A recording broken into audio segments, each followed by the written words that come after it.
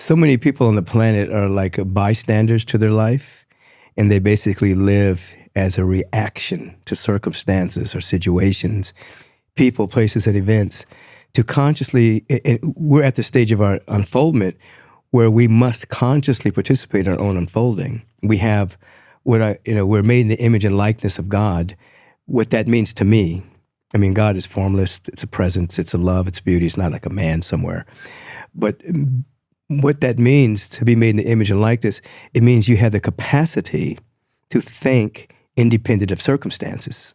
So you actually can pull your attention away from circumstances and have a new thought, an inspiration.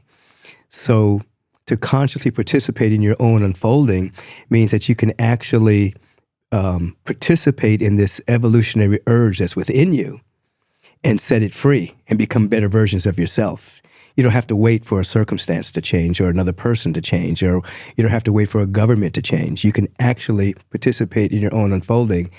And that's where we are as a species, to participate at that level rather than to wait to see what's going to happen. It feels like more now than ever, society pulls us into a slumber because we have so much more comfort and convenience than ever before, which is beautiful. Would you say that there's more things you have to guard yourself now to be able to really be in the participation of paying attention to how your life wants to unfold in that way? Yeah, it's a combination. One, there's a lot of distractions. The world is full of distractions. And also, I believe we're on the verge of more awakening that's happening now. So on one level, it's more difficult because of distractions, but on another level, it's easier because you have more and more people that are articulating some way, shape, form, or another that you can participate in your own growth. I mean, you go back 30, 40 years ago, some of the things I was teaching was woo-woo. Now it's science, So because of that vibrational footprint of so many people participating, meditation, life visioning, yoga, qigong, so many different things, that's creating a vibrational footprint for more people to come into that frequency. So on one level, it's difficult because of the crisis we're facing. On another level, it's easier because there's so many more people involved now. How do you see the process then of us habituating into our smallness? If there's this infinite light within us that wants to express creatively in service to the world, but we have these ideologies, dogmas, belief that shrink us down into a mold that is conforming to society or fits the economic machine, right? But that holds that light in. How do you see that happening, and how do we guard ourselves from that continuing to happen? I think when you look at the propaganda, you look at the media, which is like nefarious hypnotism. The whole media, and this is with all governments pretty much, is to shrink people into being consumers, pretty much, and to fit into a mold that can be controlled. So once you know it and you see it operating, then it has less power over you. But people unconsciously like to conform. They don't want to be outliers. You see, so they'll conform into a kind of a group think about a particular thing. Nations will think alike, to a degree, and now we're in great polarization, which I think is kind of good for the evolution of the species. But so we have nefarious hypnotism that's trying to get to habituate us into those smaller versions of ourselves. But once an individual establishes an intention, and their main intention is to become, I want to grow.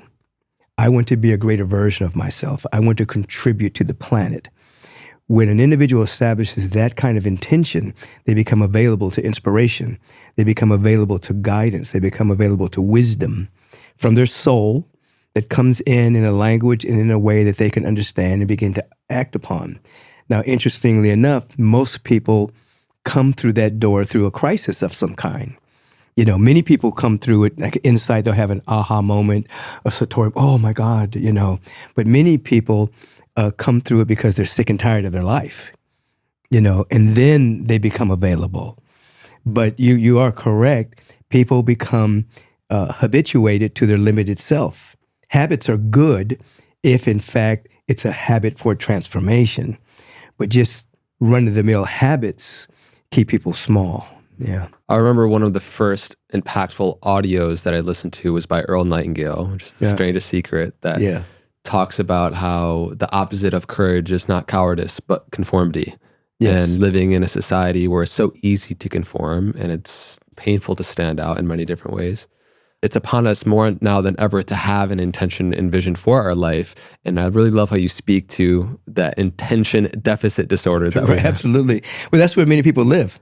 People will wake up in the morning and they really don't have an intention.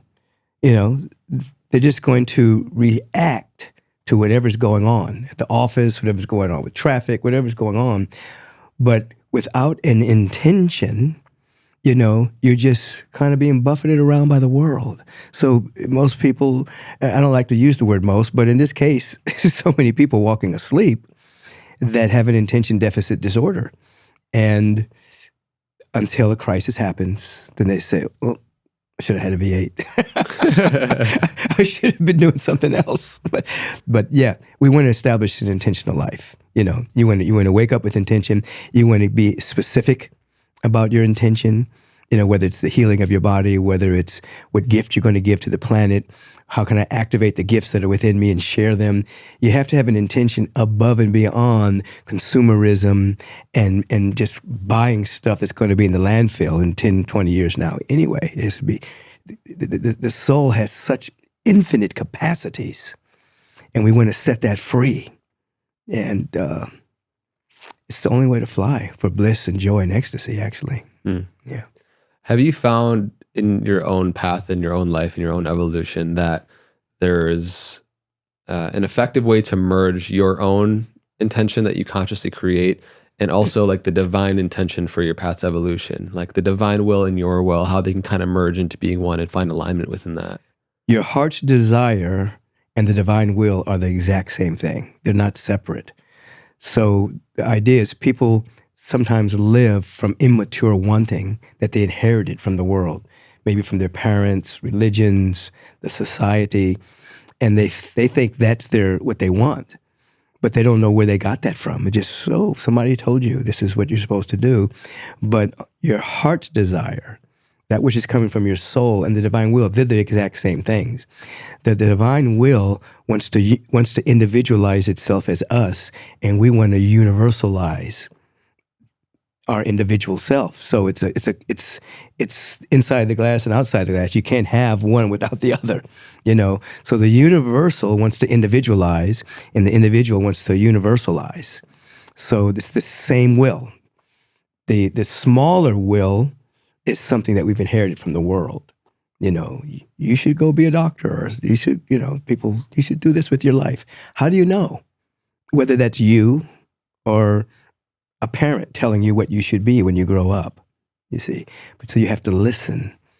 And the difficulty is that most people live from the sensorium, the five senses, which is just to help you navigate through 3D. And the spiritual sense, of which the five senses they're prosthetics of the internal sense of seeing the invisible, hearing the inaudible. So when you begin to ask certain questions and begin to be sincere about the divine will flowing through you, your spiritual senses start to open and you start to live more intuitively. It still compels you into action, but you're living more intuitively. You're living more from your soul, living more from, this path that I'm walking in is a path that no one else has walked in exactly like me, because there is no one exactly like me. But as we talked about earlier, people want to conform. You're supposed to not conform. You're supposed to transform your life,